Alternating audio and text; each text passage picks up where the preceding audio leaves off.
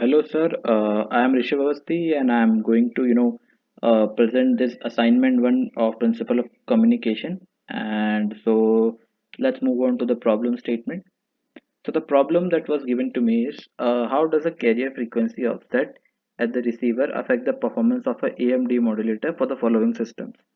The first is DSB full carrier system, second is DSB suppressed carrier system, and third is SSB system. So before moving on to these three systems, we have to actually get an idea about what is the carrier frequency offset. So if we talk about sending a message, then it generally requires modulation. So what will eventually happen is to when we have to demodulate to recover our original signal, we need a local oscillator which has the same frequency as the carrier wave. So if it's not the case, then we have the carrier frequency offset problem. And in this video, we will look for this problem in all the three cases. So let's move on to the first case. So the first case is for our DSB full carrier system, and we have S of t is equal to AC into 1 plus K M of t into cos 2 pi f ct, where mt is the message signal, and we have convolve with it with a carrier frequency. And after taking the Fourier transform, we have this S of f, which is written here. And so after convolving our this whole signal will look like this. So to recover our signal back, we have to actually use a RC circuit and a half wave rectifier, because we actually only want this upper part, because this is actually our you know envelope, and which is actually our message signal. So that the time constant of this RC circuit should has to be optimal, in order to get our signal back. So R1C should be less than 1 by W and should be greater than 1 by FC. So so after this we get our message signal like this, because as I said earlier, we only need the upper half. So as you can see, there are some noises which maybe due to when we are transmitting it to the channel we might get, and due to any RC circuit misconditions we get this. So actually the problem of frequency offset generally do not occur in the first case, because we just simply recover our message signal back. And the problem with this is actually the wasteful of power.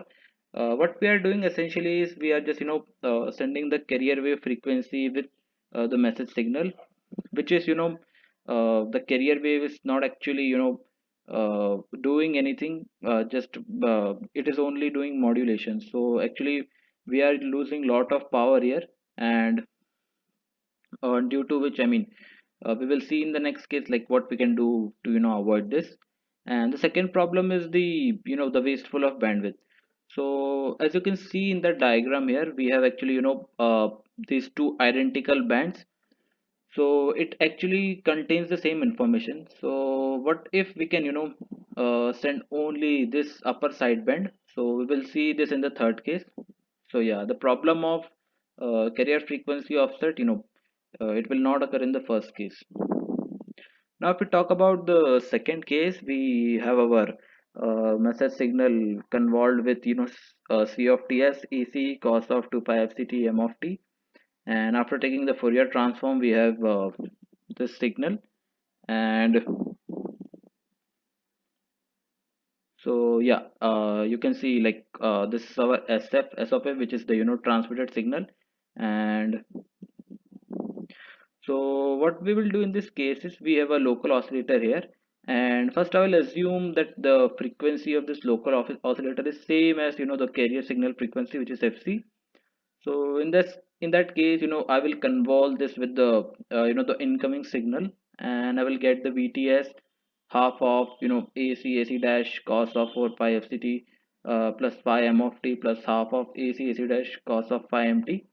And eventually we get our output V of t as this expression. So what we can deduce that these I mean these all are constant, and our output is proportional to the message signal. So we can actually recover our message signal back. But what will happen if this frequency is not equal to the incoming frequency? uh, yeah. So I mean, this was the graph of, if both of the frequencies are same. So yeah, I have done the calculation, like if the frequencies of both of them are not equal. So after, some sort of calculation, I have come up with this. So here you can see there are, four maximas. This is f minus f1 plus fc, and f plus f1 plus fc, and f minus of f1 minus fc, and f plus f1 minus fc.